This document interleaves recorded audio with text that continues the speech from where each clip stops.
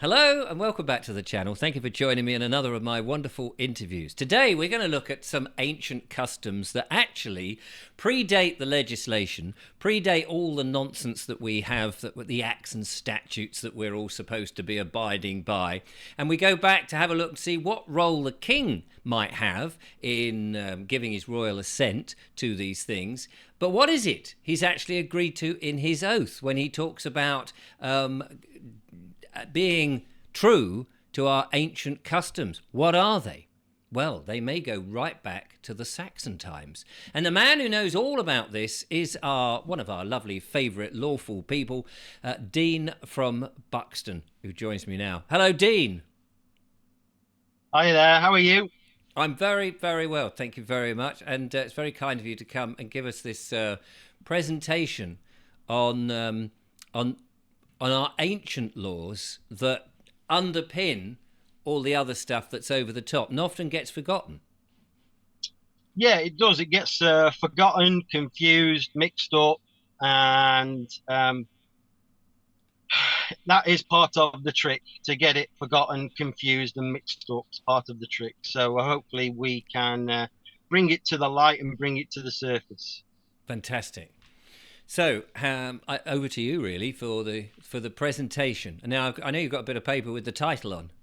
Yeah, so I'm going to show bits of paper as we go through. Fantastic. Okay. First one is, so if the title, you've already given it some type of title, but for my own title, it is Anglo-Saxon Common Law versus Legal Law. So this is basically bit to the right.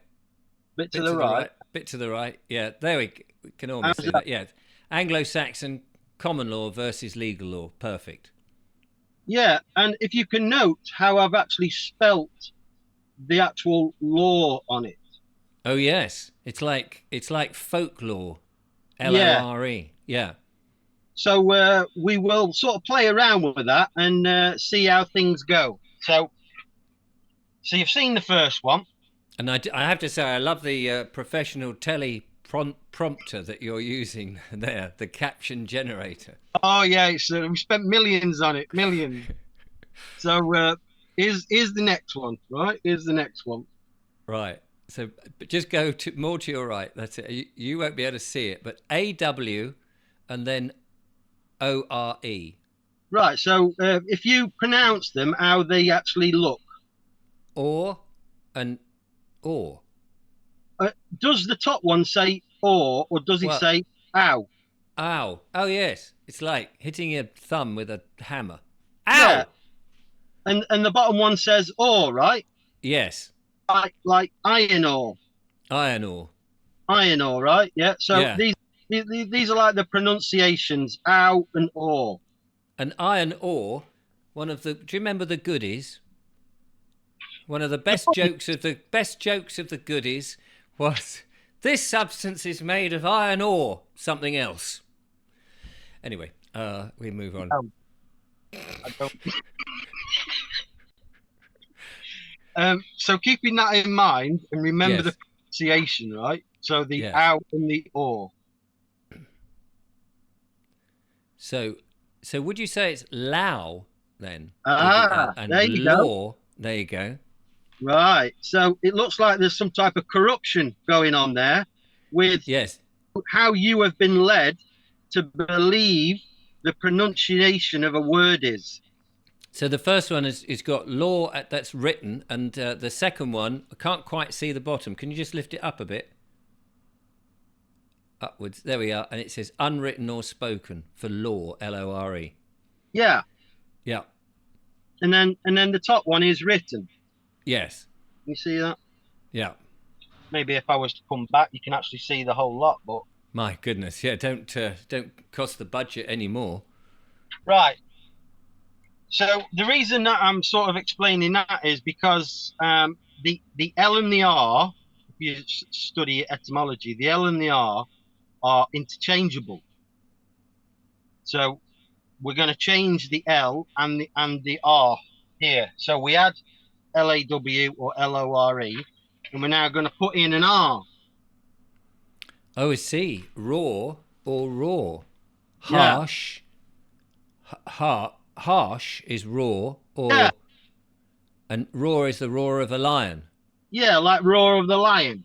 Yeah, We and see how we can swap and change the L and the R, because these are quite key for the next sort of phase. okay. So the next one is, Ah, the L and R are interchangeable. Legal and regal. you know what regal is, do you? Well, like the king is regal. Ah, good, good, good. Right. So anything that is legal is also regal. Oh, right. Anything that's legal is regal. Yes, correct. So the L and the R are always interchangeable. So legal, it really means regal. So legal really means regal, meaning of the king. You happy with that? Yep. So what comes under the legal, or really what comes under the regal, meaning of the king or queen? Yes. I've basically finished showing my bits of paper on the The actual. budget ran out, did it? The Yeah, ink. budget's gone. So what Right. comes under the legal or the regal? Basically, What? what has been authorized, what has been recognized, what is controlled by regal, meaning the legal. So it's everything from the English common law and everything under that, case law, precedents, all the bills with regards to legislation that gets passed through Parliament, because they are all given royal assent. So the king ultimately controls it. Basically, Parliament is just like a scapegoat. If you were worried about losing your head as a king or queen, it might be good to have a scapegoat, meaning Parliament. And if any dodgy laws, so called laws, written laws, LAW, if any so called dodgy laws were passed, you can point the finger and go, actually, no, it was them. I'm It's his simply fault. taking direction from my Parliament. Please don't cut my head off. Even though he approved it by his royal assent.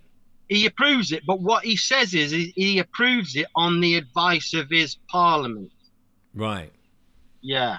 So it's like, oh, I don't know anything about this. I'm so thick, so stupid. I need the Parliament to tell me, everything basically. All Because of the the Parliament's supposed to be in touch with the people, aren't they? That's why they've got representatives around the country and in the shires who are yes, supposed to say, "Oh, this is a very good law. This is a very good law, Prime Minister." And then the Prime Minister can go up to the King and say, "Well, everybody loves this law.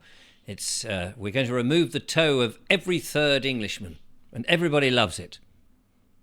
Oh well, in that case, as the King, I approve. So yeah, so he doesn't really know the ins and outs and intricacies of a law. He's just there to approve it. And then if it turns out to be a complete waste of time, it's what like, so hang you on, what? so you don't think he has actually got advisors that read the law and tell him what this law is? I think he does.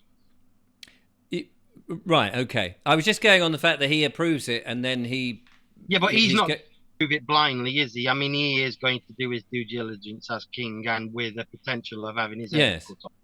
yes. So, but if it's a bad law, and you just said he was going to point at these other people and said, "Well, it's all your fault. You advised Yeah, me badly." that's where the scapegoat comes in. He will say that, oh, well, I just took advice from my parliament. Right. It gives you that scapegoatism. It gives you wiggle room to maneuver out of, you know, Yeah. past Wiggleism. wiggleism. Yeah. So it's controlled common law, English common law, case law precedent, all the bills, acts of statute, legislation, and then also equity. Why? Because all of the acts that are passed under the guise of equity, they are also given royal assent. And then you might say, well, actually, no, each judge or magistrate would decide on individual cases with regards to what is fair and equitable. Well, that's probably not quite true, because if you look at the oaths that the judges and magistrates have to take. The first is the oath of allegiance, and then the second is the judicial oath. And obviously, oath of allegiance is self-explanatory, allegiance to the king. And then the second one, the judicial oath, is, we've already discussed this in a previous video, they have to do right by all manner of people after the law has been applied. So the written law, okay? The actual LAW, written law. So if you believe you're going to get a fair and a just, equitable outcome, then you're free to take that chance. And that's possibly why chance or chancery is where equity came from. So equity evolved out of the court of chancery. So I'll just get rid of my paper. So to just leave equity to one side for the moment, moving back to where did these laws come from? So English common law, meaning the precedents, the case law, the bills, legislation. So they have been formulated over hundreds and hundreds of years and made regular by the king or queen at the time. So regular translates into regulation. You see where it is. Basically, all you do is take the R off the end and add a TION on it. So regular is regulation. Right. And the king or queen makes it regular, meaning they put it in a written form. Yes. So it's now regulation. Regular is regulation. And that is done over many hundreds of thousands of years, but it's given royal assent. So the king or queen at the time controls it, governs it, as is given it authority, right? English, even the English common law. So moving on to the equity part. So equity, for those who are not sure or don't know, it was formed out of the Court of Chancery. So in 1474, a decree was made to form the Court of Chancery, which was a separate body to the English common law. So you've got English common law and then the Court of Chancery, and that was formed in 1474. Okay, just keep that in mind, because it is it's a very good point to note that equity was formed from the Court of Chancery. 1474, there was a decree forming it separate from the English common law. Okay. Yeah. Now, one might say, well, why? Why was this so-called equity formed? Why did they need to? So the excuse that you will get from many of these university lecturers teaching law, English common law and equity and all that, is that they will say English common law was too rigid. Okay, but that's code for it couldn't be corrupted as easily as this new equity law. Okay, so what I mean by that is that the English common law in the very early sort of 1400s, moving into the 1500s, until there was a decree made in 1474, English common law did not recognize the fact that someone could own property in a different name, in a different fiction. So the English common law did not recognize that I could hold property for you. Right. What the English common law only recognized was that if you own the property is in your name, and that is it. Right, which makes it very rigid, and you can't stick right? things into a trust and that sort of thing. Bingo. Okay, see where we're going with this. So So my question of the overall part of this equity, is this where the the corruption really happened?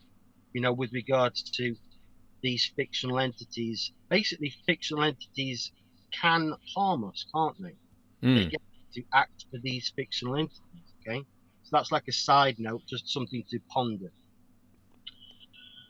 So equity was formed so that trusts could be recognized. So obviously, every trust is a fiction.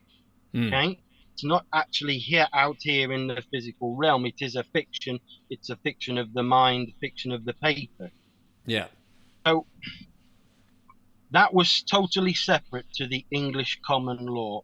And keep what I've just said in mind, that this is perhaps where the corruption has ultimately started, in the equity side of it. So when they brought in the equity, there were new rights and or procedures with regards to the equity. So when they use this word new rights, what they mean is new devious ways to hide my property, is what they F- really mean, from you. from the general public, Right. to know who actually owns and controls everything. Right, yes. So they can hide their own property in this trust, and nobody's allowed to look in there or ask or whatever. It's like, where's it gone? Don't know. Yeah, bingo. So if you are a massive banker and you have got trillions and trillions of so-called pounds or dollars, we all know that they're fiction, but Yeah. just keep with it for now. If you have got trillions and you own umpteen different properties and corporations, you might want to hide that. Yes. And if you are in the English common law, you could not hide it because they don't recognize that. So you have to invent this equity, which has fictions, and then you can hide all of your property within the fiction.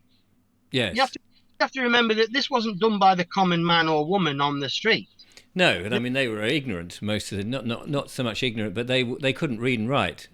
This was done specifically to, when they were gaining more and more property and Yeah. growing their so-called wealth.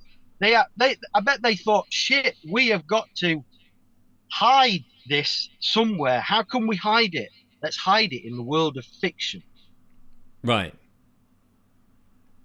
So, So they would use the legal process that if you wanted to find out who owns this house, and your ordinary labourer goes, well, who lives there then? I go, no, I'll have a word with one of them legal people. Oh, I can't tell you that. It's in a trust.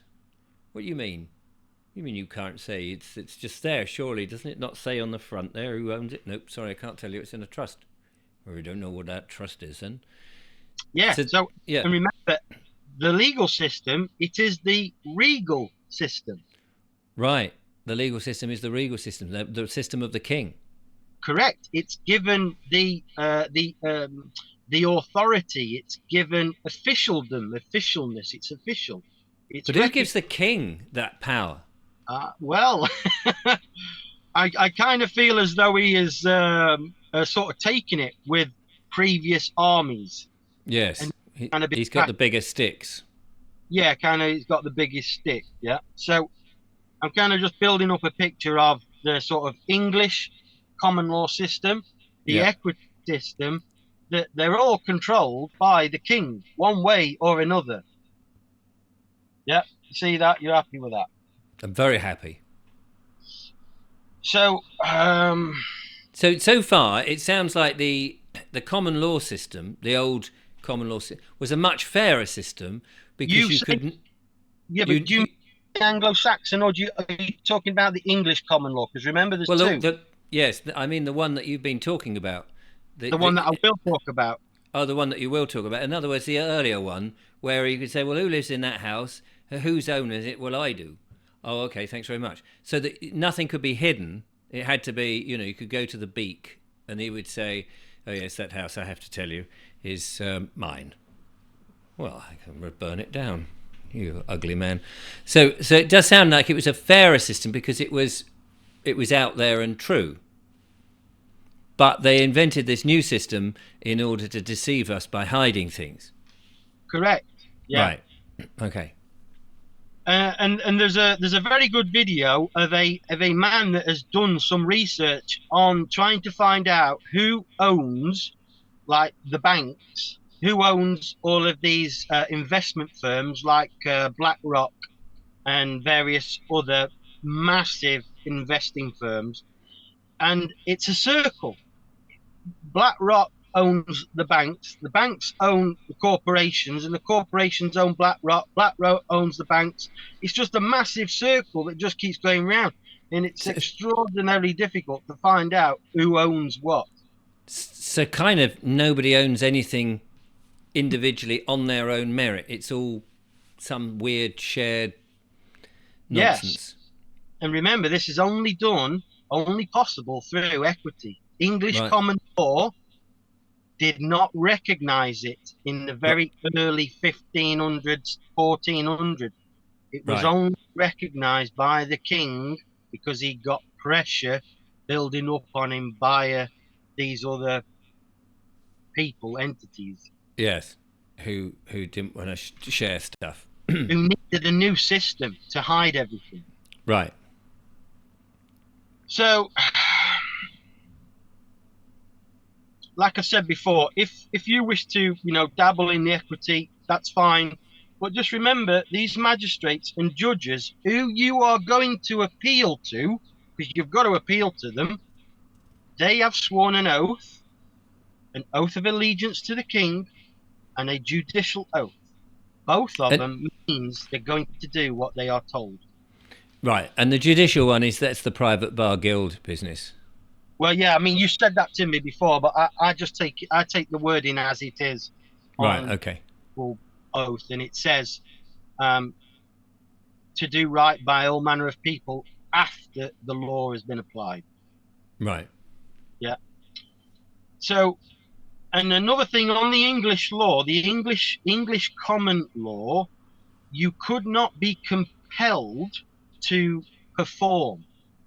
So what I mean by that is that when the equity was formed and was given recognition, there was a new rights and duties, basically procedures, and equity can compel. Now, is does that ring true with you or anybody else? Are we being compelled to do things actually that we don't really want to do? I mean, if you have a look in your life, so you're being compelled to do stuff. Yes. Well, we're compelled all the time to adhere to these rules and regulations, such as paying the poll tax for what? For living under a roof. Okay, so the English common law could not compel you unless you'd broken a contract, meaning you'd actually, signed for it and agreed, handshaked it. You know, Yeah. if you broke My the word contract, is my bond. yeah, if you broke that contract, then there would be repercussions. Yes. But if you hadn't, then the English common law couldn't punish you. But equity now could. It could compel you, and the house sale is the perfect example. And I'll give you the example.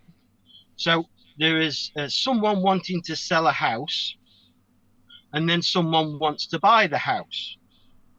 So they get through all of the various surveys and everything like that, and each side is kind of, almost at the point of exchanging contracts. Okay. So they haven't signed it just yet, but they're at the point of signing it. And actually, the actual house seller says, no, I like living here. I'm going to change my mind.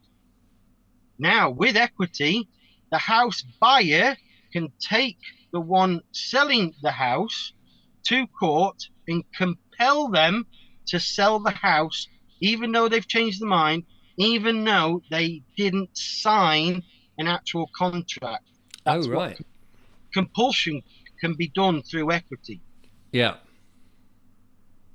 So that was just a bit of background and knowledge on how equity can compel people. Mm.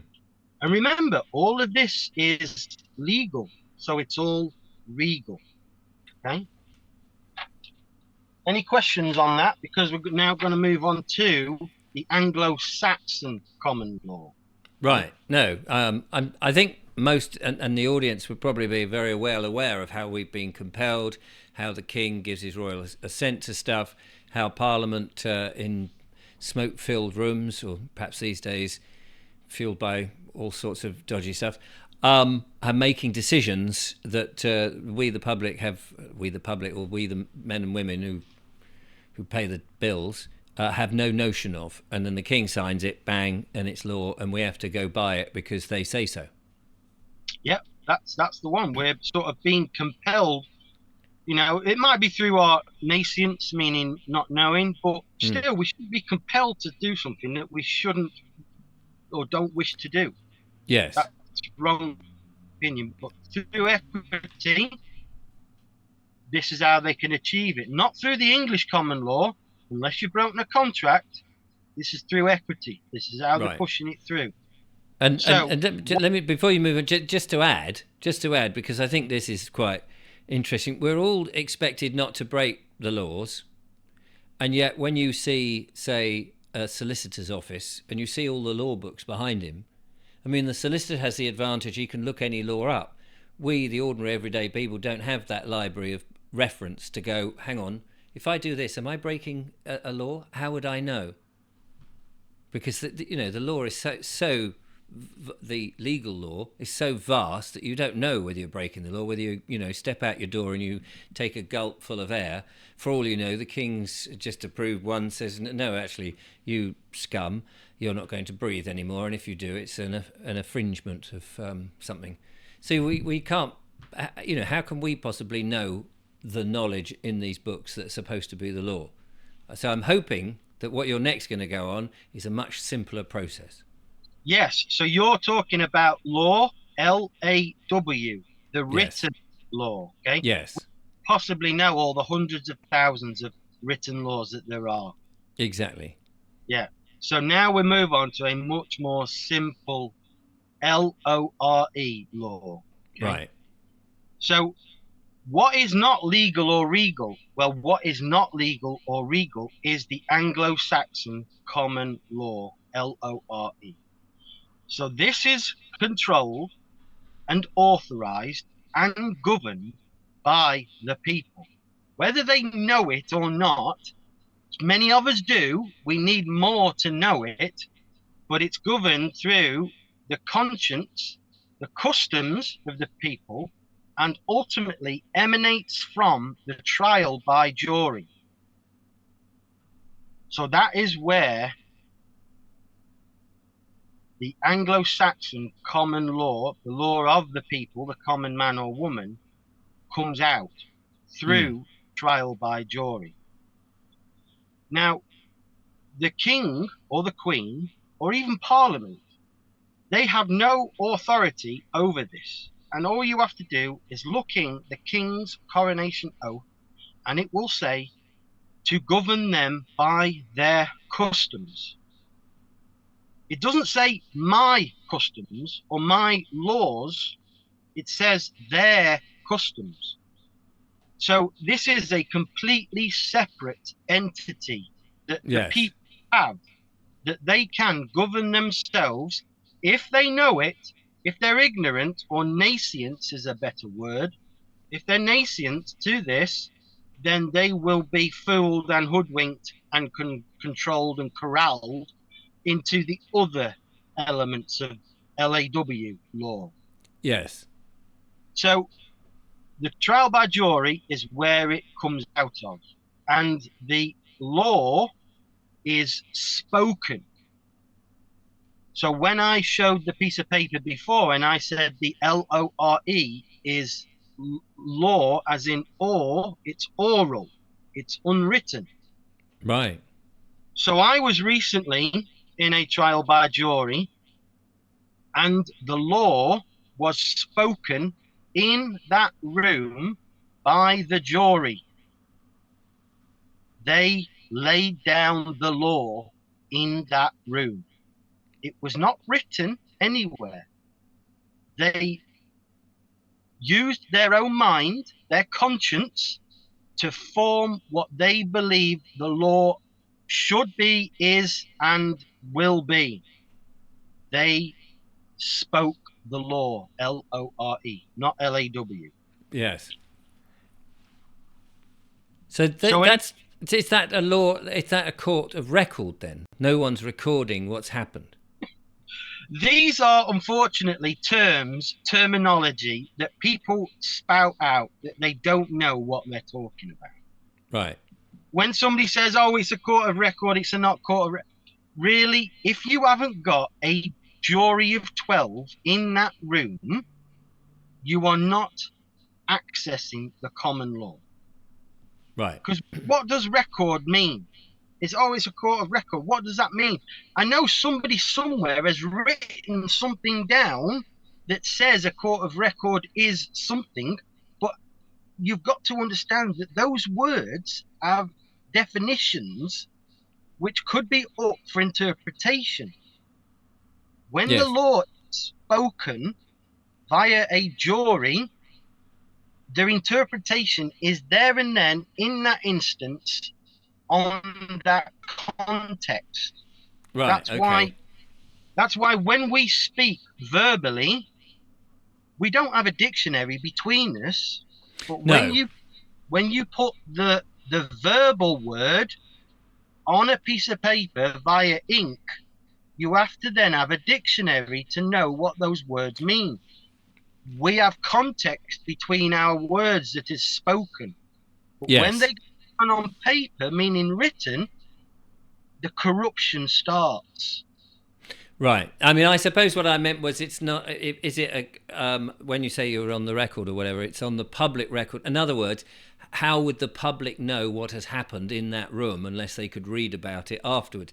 But I'm guessing in the trial by jury, you've 12 members of the public who can vouch for what happened in that room because they are the public. No, you can go into a magistrate's court and witness a Right. parking fine or a speeding fine, Yeah. or Okay. to spout out, "Oh, it's a court of record, it's not a court of," you're focusing on the wrong thing. This R- is a word from the Matrix that has been right. to you or us. Yes. Focus on what is really important, what is really useful, and you have the potential to use it. That is trial by jury. It is Yes. a spoken law by the people. Are you happy? Any questions on that? No more questions, sir. No, yeah, I mean, go for it. I mean, ask any question you like, and I'll answer it. Yeah. No, I mean, I'm sure I'll have more. They always occur to me at the That time. I've gone through the whole lot. That's as simple or as complex as it really needs to be. So the trial by jury, then, I mean, just for those people who aren't aware of it, the jury, am I right in thinking the jury ought to be people that know you? They know your reputation. Okay, so if they know you very well, are they likely to be biased? Well, they might be, that's true. But they need to be honourable, don't they? Regardless of bias. Okay, so whilst I don't think the system is perfect at the moment, I think it's as fair at the moment as we can get it, that they are picked from the electoral roll. Yes. I suppose I'm thinking historically, if you go back to the Anglo-Saxon times, people lived in smaller communities, so you wouldn't really be able to go and get someone from up north, someone from west, who didn't know you, and gather them around. They're probably people who might go, "Oh, yeah, he's the baker, isn't he? Yeah, I've had his cakes, but they're a bit dodgy. I always get some. Oh, I don't trust him. Have you ever trust him? Oh, you never trust him. So they might, they might have. By the way, I hope I haven't offended anybody with my accent. If you talk like that, it's perfectly fine. In fact, I'm very much in awe of. I wish I came from the West Country myself. Oh, is that what it was? Anyway, so I've read that they're supposed to know you so that they would know your standing, they would know your reputation, they would know if you were honourable. So when you're standing in the dock, they can say, well, is it likely that Richard Vobes was, kiddie fiddling or whatever it was, because we kind of know. Now, obviously, if I was in front of the beak and the jury was fans of this show, they might go, we can't have him going to prison. And that obviously they'd be biased. I get you there. But if you come into modern day where most people don't know each other these days because we all live in these little cubes and we only know each other by some vague name on Telegram groups and all this sort of nonsense. And people have come now from all sorts of different walks of life across the world. And then you've got the woke agenda coming in with the he, she's and all of this. If you are doing your trial by jury, and how would you get them to ever agree to anything? Because they may be, maybe some Chinese people, some Indian people, some Norwegian people, Australian, whatever, and they may go, well, in our tradition we do this, and in our tradition it's perfectly fine to beat children or to run in front of cars or hijack, whatever it might be. So have we not at this point come to a point where our peers in this land may have many different biases that they bring? Okay, so there's perhaps like 1,000 questions within that, because yes, if you could answer them all by 5 o'clock tonight, that would be very handy. Okay, so to answer it this way, Thomas Jefferson once stated, he was quoted, that trial by jury is the only method that the government can be held to a constitution. Okay, so what that means is that somebody is intelligent. He was a lawyer, but he was also a farmer, so he had sort of feet in both areas. He says it's the only method. Trial by jury is the only method to which a government can be held to its constitution. Not that it's one of many, or that there's others. It is the only method to which a government can be held to its constitution. And so, furthermore, that implies that it's the only method that the people can be governed fairly by. Right. Why? Because those 12 people have to put themselves in the place of that man or woman being charged, because it could be them next week. And yes. They have to, how do we wish to be governed by? So whilst all of your points were very valid, the nub of it, the crux of it, is that going forward, it has got to be the way forward, trial by jury, because it is the only fair way.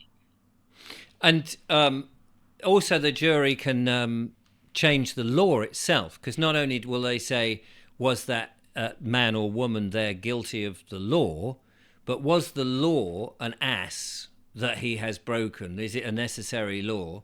Or in these instances, yes, he did break the law, but the circumstances are that was perfectly fine because I would have done the same. Correct. all 12 of them agreeing.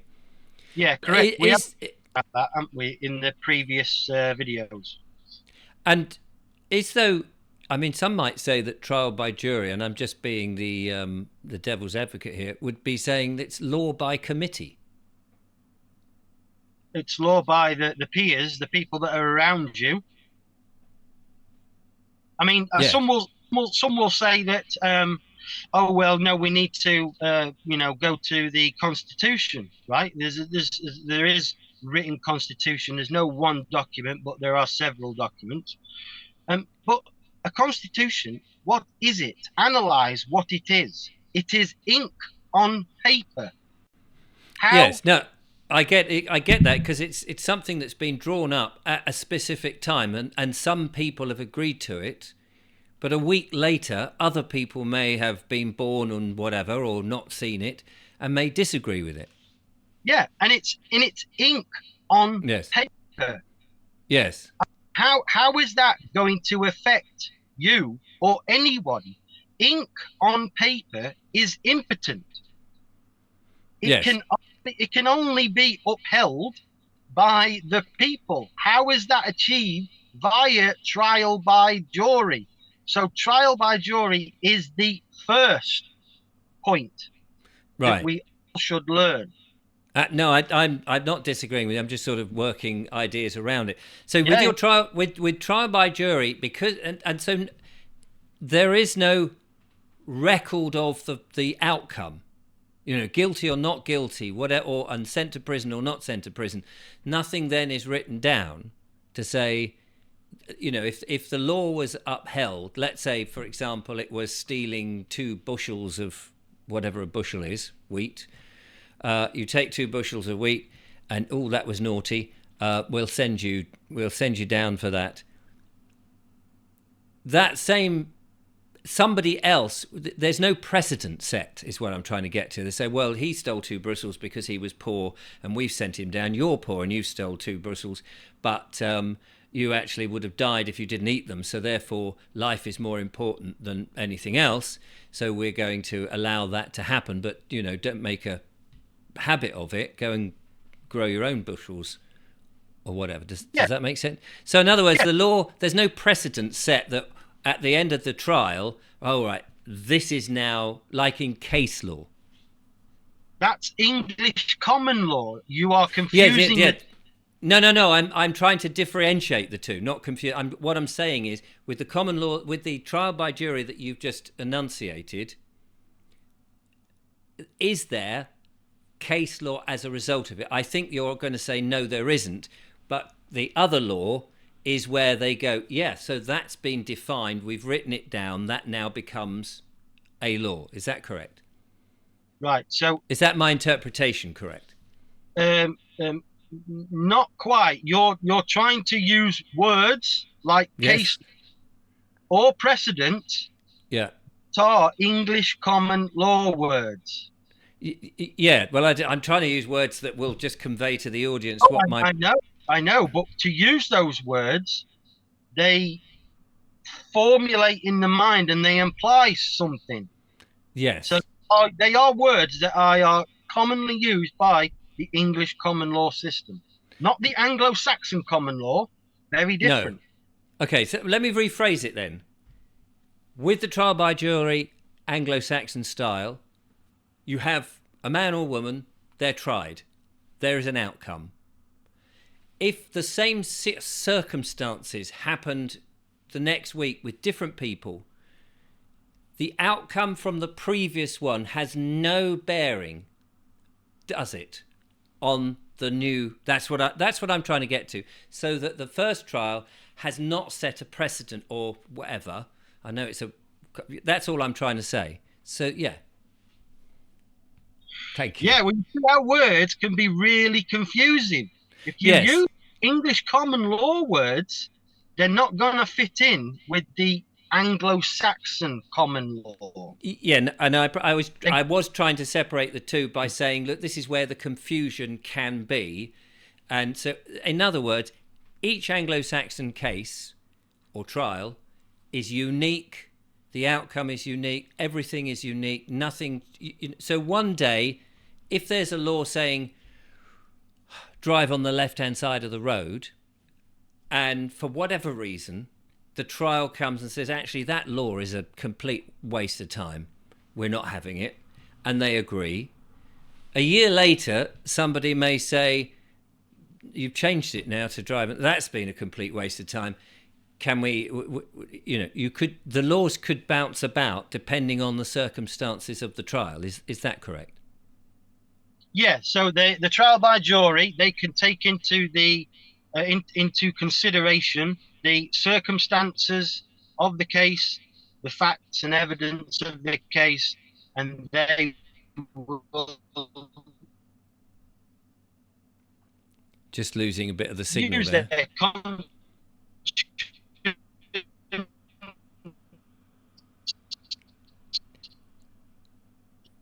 I don't know if you can hear me, but we're just they losing this. choose to.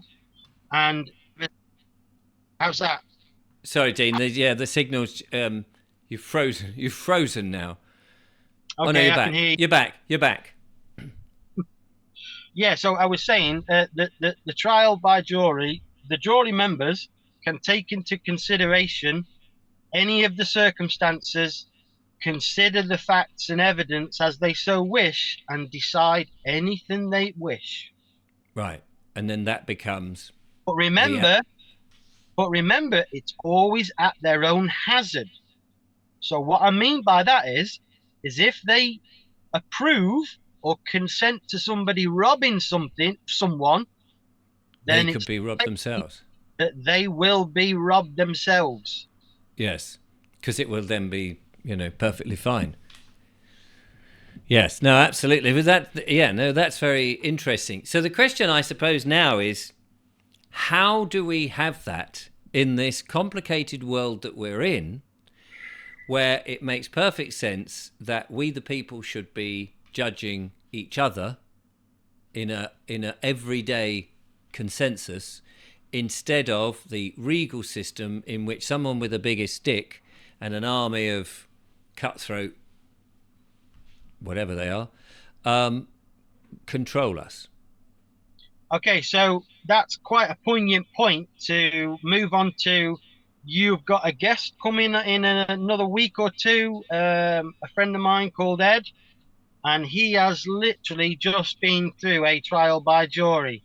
So rather than me talking about his journey, I will let him talk about it and explain it in his own words.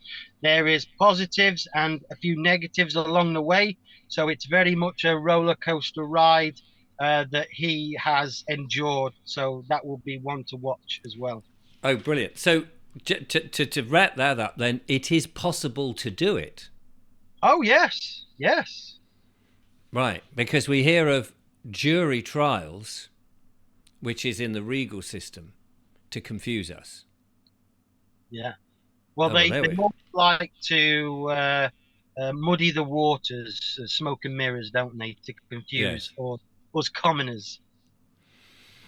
Brilliant. Well, we will look forward to that then. So, well, thank you very much for going through the Anglo-Saxon law. And I guess, in your opinion, then, that the Anglo-Saxon law, which was the early law, is far superior to the nonsense that has been manipulated and changed in order to control us and manipulate us.